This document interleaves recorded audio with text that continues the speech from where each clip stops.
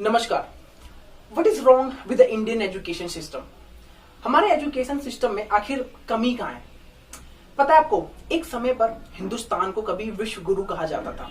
वो इसलिए नहीं कि हमारे पास बहुत सारे रिसोर्सेस हुआ करते थे, या फिर हमारी ट्रेडिंग उस समय बहुत अच्छी हुआ करती थी, या फिर हमारे राजाओं के पास उस समय बहुत धन संपत्ति थी। हाँ, वो एक अलग फैक्टर है और उसे मैं मानता भी हूँ, लेकिन इसलिए भी कहा जाता था क्योंकि उस समय भारत की जो शिक्षा प्रणाली थी ना, वो बहुत ही उच्चतम तरीके की थी। आज कहाँ गई ये तक्षशिला और नालंदा जैसे विश्वविद्यालय, जहां से कभी चाणक्य या फिर अशोक जैसे महान लोगों ने शिक्षा ग्रहण की थी? पता है आपको, आज के समय में अगर हिंदुस्तान के एजुकेशन सिस्टम में अगर ये तीन चीजें सही हो जाए ना, तो ना सिर्फ हिंदुस्तान का एजुकेशन बल्कि पूरा हिंदुस्तान ही बदल जाएगा।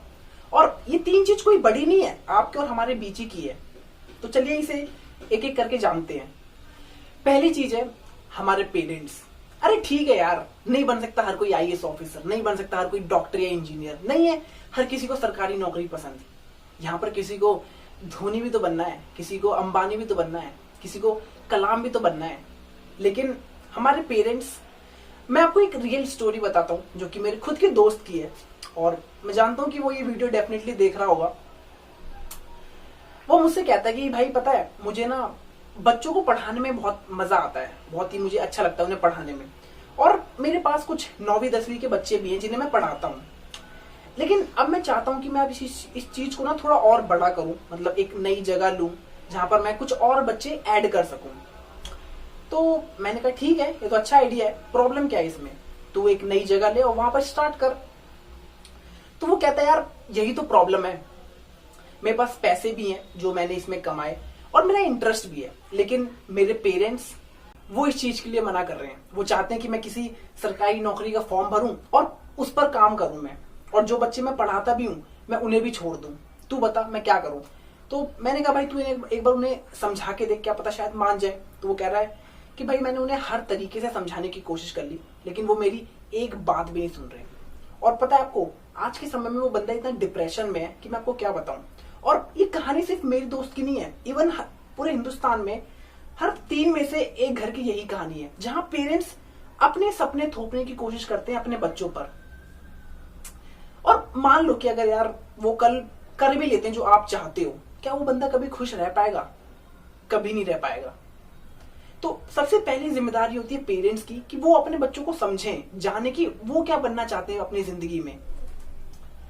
सही बताऊं तो मैं इस चीज में बहुत लकी था कि मेरे पेरेंट्स ने मुझे ये अपॉर्चुनिटी दी कि जो तुझे पसंद है तू वो कर, नहीं तो शायद आज मैं ये फ्रीलांसिंग या फिर ये यूट्यूब पे वीडियोस नहीं बना रहा होता।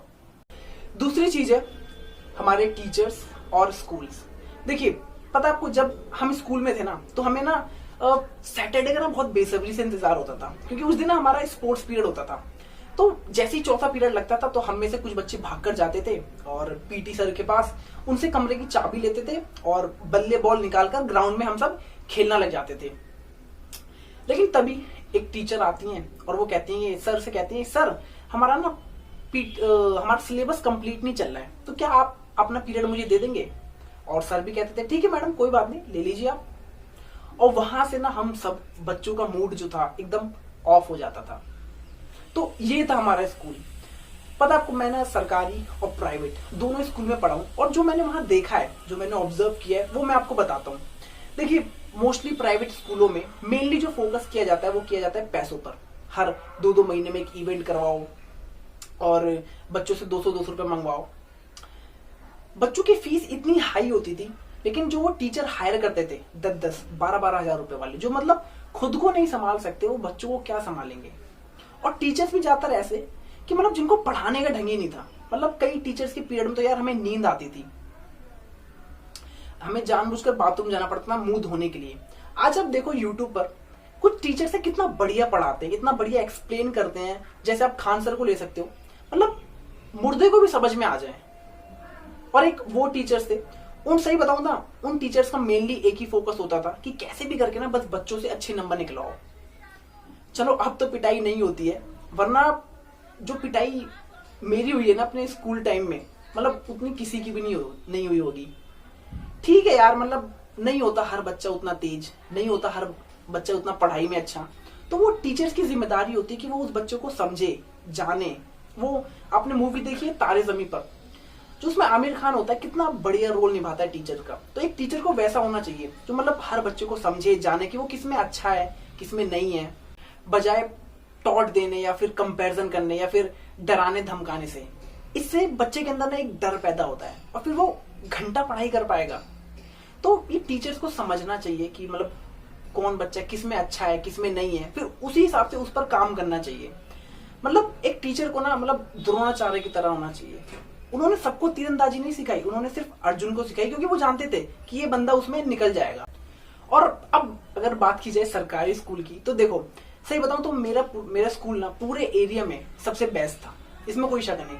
और जो टीचर्स थे वो भी सारे बढ़िया थे। हाँ, 9th-10th में एक सर थे जो मतलब आते थे, बैठते थे और हालचाल पूछते थे कि और यादव जी क्या हाल है। सर बढ़िया, पापा कैसे हैं, वो भी अच्छे हैं आज, और फिर चले जाते थे। तो ये तो बात रही मेरे स्कूल की। बट अगर मैं ओवरऑल बात करूं पूरे हिंदुस्तान में, तो हाँ बहुत सारे ऐसे सरकारी स्कूल हैं जहां सच में उतनी अच्छी सुविधा नहीं है, उतनी अच्छी प्रॉपर टीचिंग नहीं है। तो इस चीज पे ना सरकार को बहुत काम करने की जरूरत है। और तीसरी चीज है हमारी गवर्नमेंट। आज हिंदुस्तान एजुकेशन के मामले में इतना पीछे कैसे रह गया? जहां कभी तक्षशिला या नालंदा जैसे विश्वविद्यालय हुआ करते थे, जहां कभी दूर दूर से बच्चे पढ़ने के लिए आया करते थे, आज वही देश शिक्षा के मामले में इतना पीछे रह गया।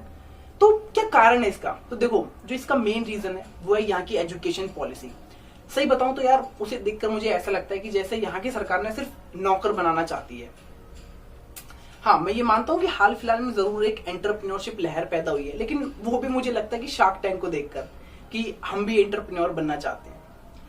मैं कोई बुराई नहीं कर रहा हूँ सरकार की, जो असलियत है मैं सिर्फ वही बता रहा हूँ। जो ना मैं ये कह रहा हूँ कि मैं 100% राइट हूँ, हो सकता है मैं भी गलत हूँ, लेकिन जो मैंने देखा इस एरिया में लाइक संगम विहार, तिगड़ी, दक्षिणपुरी, यहाँ के बच्चों को सिर्फ एक ही चीज पता है, अटेंडेंस लगाओ, गेट टापो और भागो, बस। तो गवर्नमेंट को हर स्कूल में कुछ ऐसा अप्लाई करना चाहिए जिससे हम बच्चों को ना हुक करके रख सकें। जबरदस्ती नहीं, उनका खुद मन करे रुकने का, वो खुद चाहें, तो कुछ ऐसा स्किल्स डेवलप की जाए, कुछ ऐसा क्रिएटिव लाया जाए ताकि उसमें बच्चों को मजा आए। साथ ही साथ उनका उसमें ड्रीम भी पता चल जाए कि मतलब अब हमें आगे लाइफ में करना क्या है। वरना बहुत बच्चों को तो पता ही नहीं चलता कि अब लाइफ में करना क्या है हमें, और जब पता चलता है तब उम्र ही बीत जाती है। तो ये गवर्नमेंट का काम है इन सब चीजों को ढूंढना और इन सब चीजों पर काम करना। आज क्यों फिनलैंड और नॉर्वे जैसे कंट्री एजुकेशन के मामले में इतने हाई हैं, वो किस चीज पर काम कर रहे हैं? तो ये सब चीजें देखना गवर्नमेंट का काम है, सरकार का काम है। होप, आशा है कि सुधरेगा, लेकिन थोड़ा टाइम लगेगा। अच्छे स्कूलों में है, ऐसी बात नहीं है कि अच्छे स्कूलों में एजुकेशन अच्छी है, लेकिन लाइक लोकल एरिया में वहां पर सच में बहुत काम करने की जरूरत है। और चौथा एक और पॉइंट कहना चाहूंगा मैं, और वो है हम। अभी तक बहुत मजा आया होगा इन तीनों की बुराई सुनकर, पर असलियत ये भी है कि कहीं ना कहीं कमी हमारे अंदर भी होती है।